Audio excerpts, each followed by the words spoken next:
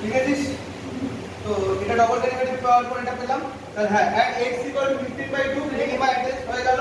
তাহলে মিনিমাম ভ্যালুটা কি হবে? এই মিনিমাম ভ্যালুটা কি হবে? এবার আদৌ কি মিনিমাম ভ্যালুটা আমাদের কাছে চাইছে? এবার কোশ্চেনটা দেখ কি চাইছে। মিনিমাম ভ্যালু যদি চাই তাহলে কোথায় পুট করব? 15/2 টা মানে কোথায়? এখানে পুট করতাম, তাহলে মিনিমাম ভ্যালুটা পেয়ে যেতাম। আদৌ কি মিনিমাম ভ্যালুটা চাইছে? কি চাইছে? হ্যাঁ, নাম্বার দুটো চাইছে। তাহলে নাম্বার দুটো কি হবে? একটা 15/2 পেয়ে গেল, আর এটা তাহলে কোথায় বসাবো? এখানে from 1। এরকম কোনো মানে নেই যে ম্যাক্সিমাম মিনিমাম প্রবলেম আছে মানে সেটাই সবসময় তোকে ম্যাক্সিমাম ভ্যালুটাই চাইবে আর মিনিমাম ভ্যালুটাই চাইবে। সেটা যদি চাই তাহলে তোকে এখানে বসাতে হতো, সেটা চাইনি, তোকে জানতে চাইছে x আর y এর ভ্যালুটা কি জানতে চাইছে। তাহলে from 1 আমি সিমিলারলি দেখ y এর ভ্যালু 15/2 ই পাচ্ছি। x তো 15/2 হয়, এই দুটো হলো নাম্বার। ক্লিয়ার?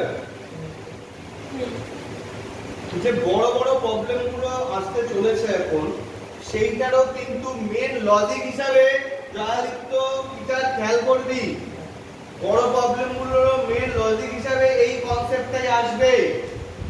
আরেকবার একটু খেয়াল করাই, লজিক বা কনসেপ্টটা কি বলতে চাইছি। একটা থাকবে কি কন্ডিশনাল ইকুয়েশন, যেখানে কি যে কোনো একটা ভ্যারিয়েবলের ভ্যালু আরেকটা ভ্যারিয়েবল দিয়ে রিপ্রেজেন্ট করে লিখবো। আর আরেকটা থাকবে কি এমন একটা জিনিস যেটার ম্যাক্সিমাম আর মিনিমাম ফাইন্ড আউট করতে হবে। সেটাকে ধর z নেমিং করে নিলাম, হতে পারে সেটা আবার কিছু ভলিউম বা অন্য কিছু হলে v বা a এগুলো নেমিং হতে পারে। ঠিক আছে, নেমিং করে নেওয়ার পরে এখানে দুটো ভ্যারিয়েবল আছে, ওখান থেকে যে একটা ভ্যারিয়েবল বের করে রেখেছে আরেকটা ভ্যারিয়েবলের রেসপেক্টে সেটা এখানে পুট করে দিলে সিঙ্গেল ভ্যারিয়েবলে কনভার্ট হয়ে যাচ্ছে। তারপরে নরমাল ভাবে এগোতে থাকবো স্টেপ বাই স্টেপ। এই হলো মেন বিষয়।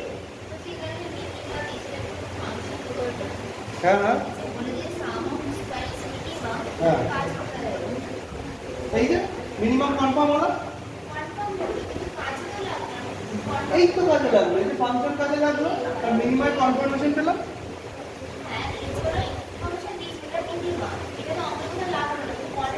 না না, এইটা আমরা অঙ্কে লাগবে না, ইনফরমেশন এইটা দিয়েছে আর এইটার ফাইন্ড আউট করতে বলেছে এইটাকে বেস করে, সেইটার বেস করলি তো তুই।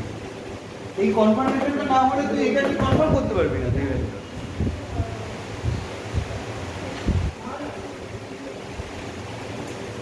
ঠিক আছে, দেখ একটা তো সিঙ্গেল পিলারের যে প্রবলেম আছে এটা আমরা করিয়ে দিলাম।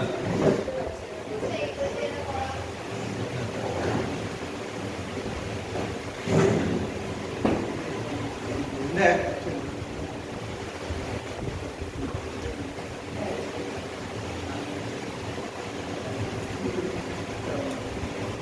এই যে আমরা যে কোনো একটা প্রবলেম নিচ্ছি এখান থেকে, ঠিক আছে, প্রথম দিকের প্রবলেমগুলো নর্মাল এক্স আর ওয়াই এর উপর দিয়েছি। প্রথম দিকের প্রবলেম থেকে একটু আমি সামনের দিকে এগিয়ে গিয়ে প্রবলেম নিচ্ছি। ঠিক আছে, যেমন ধর একটা প্রবলেম এরকম দিয়েছি,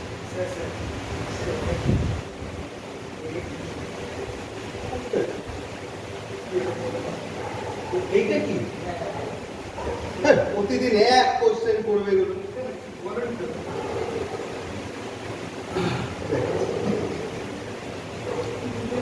ধর একটা নেই, এই দেখ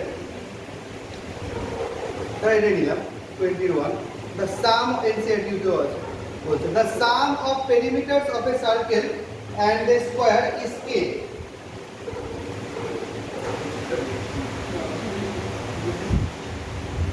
কোশ্চেনটা লিখতে হবে না তো,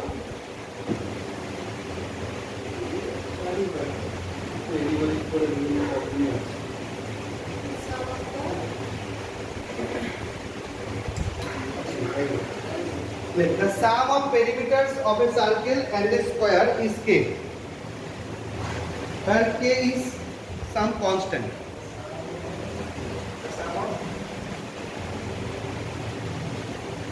তারপরে লেখ show that the sum of areas একেবারে কেন লিখিস না সত্যি বুঝতে পারছি না।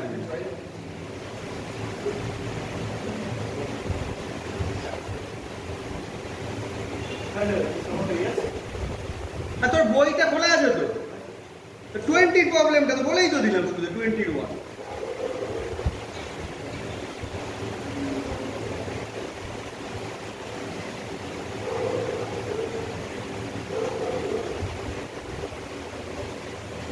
হয়ে গেছে তো। তার সাথে কি বলছে, prove that the sum of their areas is least. Prove that the sum of their areas is least when the side of the square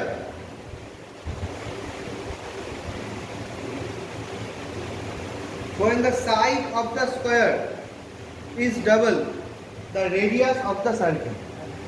When the side of the square is double the radius of the circle. কোশ্চেনটা দেখেন। দেখ picture আকার নিটনেস actually নেই, তাও আমি একটু draw করলাম। তো সার্কেল দিয়েছে আর একটা কি স্কয়ার দিয়েছে। সার্কেলের পেরিমিটার আর স্কয়ারের পেরিমিটার দুটোর সাম কি বলেছে, কনস্ট্যান্ট, তাই বলেছে তো বসে। তো বল সার্কেলের পেরিমিটার কি হয়, perimeter means circumference 2 pi r. তো আগে স্টার্ট করতে পারিস, let the radius of the circle be r, লিখে নে let the radius of circle, quick লিখবি কিন্তু কোনো স্লো মুভমেন্ট বা অন্য কোনো কমিউনিকেশন এগুলো আমি দেখতে চাই না। লেট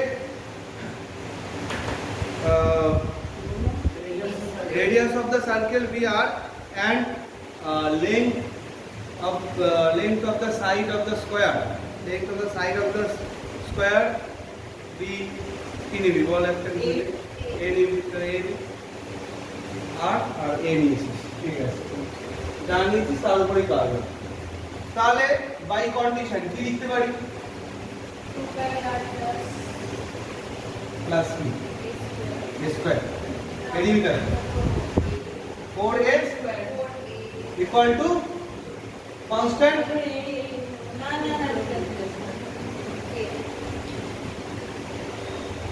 বল। এখানে ভালো করে দেখে বল তো, আমি আগের প্রবলেমটা যেটা আমাদের x আর y রোলটা প্লে করছিল, এখানে x আর y রোলটা কে প্লে করছে, r এর নেই। যে কোনো একটাকে আমরা কি করব, আরেকটা রেসপেক্টে লিখে নেব।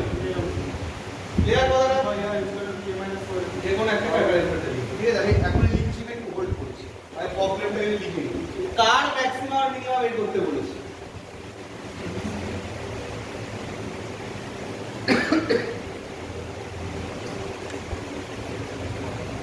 বল কার বলেছে,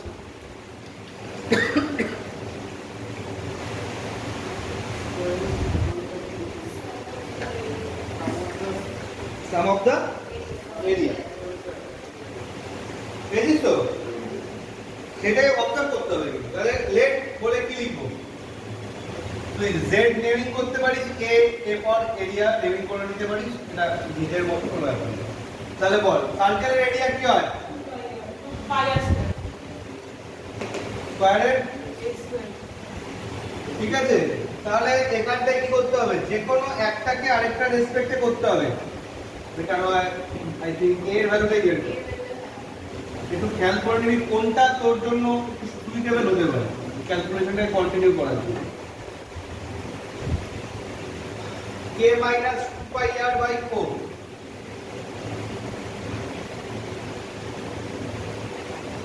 k - 2 pi r by 4 whole square।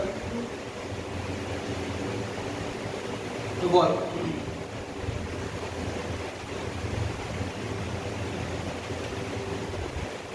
না ব্রেক করো, ডেরিভেটিভ করতে হবে, বাদ দে, আর ব্রেক করতে হবে। ডেরিভেটিভে ডাইরেক্ট মনে চেন রুল জানা থাকলে বা সঠিকভাবে অ্যাপ্লাই করলে আলাদা করে আর এগুলো ব্রেক করার নির্দেশ থাকে। চেন রুল আমরা জানি তো সব, ডেরিভেটিভ ডাইরেক্ট কাজে লাগা। বল এটা ডেরিভেটিভ করলে কি হয়, ডেরিভেটিভটাকে আর এর রেসপেক্টে করব তো, কারণ আমরা ভ্যারিয়েবলটা আর দিয়ে পেয়েছি, যেটা দিয়ে পাবো সেটা রেসপেক্টে কি লিখবো বল 2 pi r plus 2 into k minus 2 pi r by 4 পুরোটাই হবে তাই তো আবার ইনটু ভেতরেরটা ডেরিভেটিভ k ডেরিভেটিভ কি constant 0 শুধু -2 pi এর ডেরিভেটিভ হবে -2 pi by 4 ঠিক ক্লিয়ার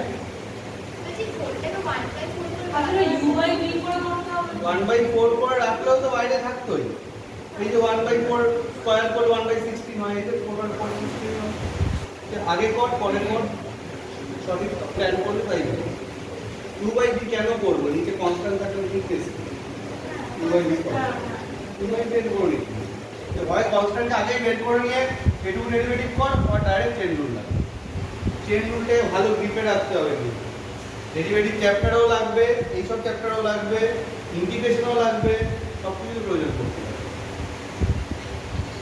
তো ফাইনালি কি সিচুয়েশনটা কি দাঁড়াবে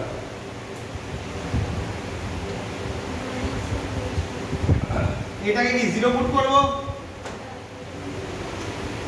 বল এটা 0 পুট করলে এখান থেকে কি কি পাচ্ছি আগে দেখি 2 pi r আছে মাইনাস আচ্ছা 4 তো ক্যান্সেল হয়ে যাবে পাই বাই 4 থাকছে এই 4 তো ক্যান্সেল হয়ে গেছে আচ্ছা তো পাই বাই 4 আর তার সাথে থাকছে k minus 2 pi equal to 0 এটা এখানটা ব্রেক করে না যেতে পারতো পাই বাই 4 তো তাহলে কি হচ্ছে পাই k বাই 4 হচ্ছে আর মাইনাসে মাইনাসে plus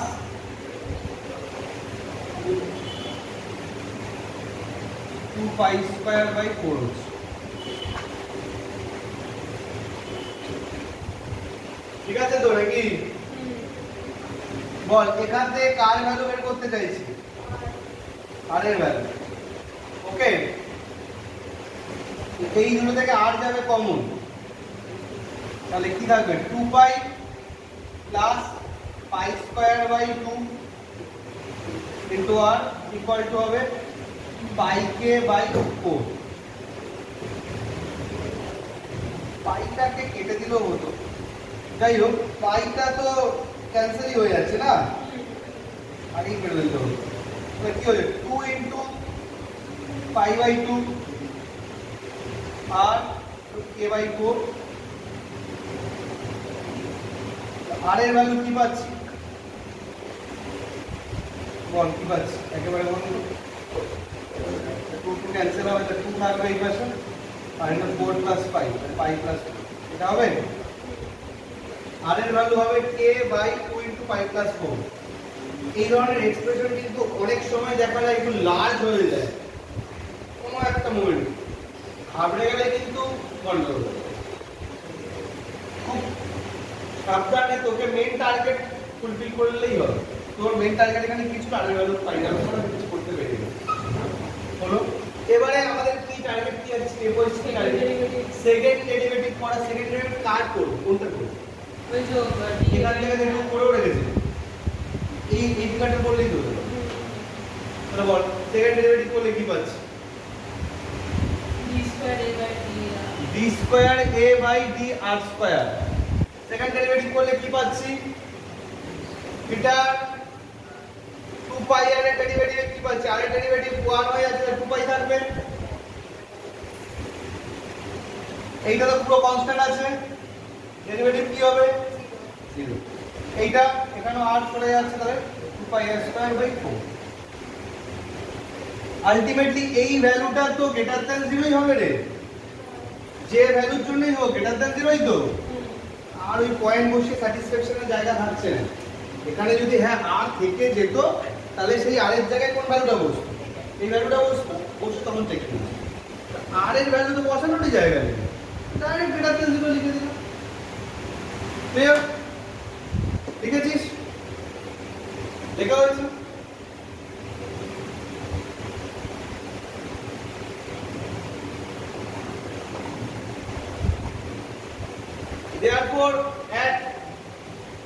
Therefore at r equal to k by 2 into pi plus 4 at r equal to k by 2 into pi plus 4 কি অ্যাড্রেস মিনিমা অ্যাড্রেস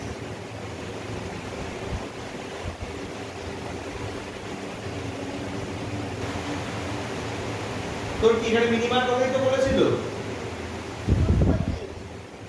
কি প্রুফ করতে দিয়েছিল Sum of their areas is শুধু এইটুকু proof করতে দেয়নি কি এবার মেন প্রুফটা কি করতে দিয়েছে প্রুফটা হলে পরের কোশ্চেনটা করতে দিয়েছে ভালো করে অবজার্ভ করো the side of the square is double the radius of the circle এইটা আমরা টার্গেট করতে হবে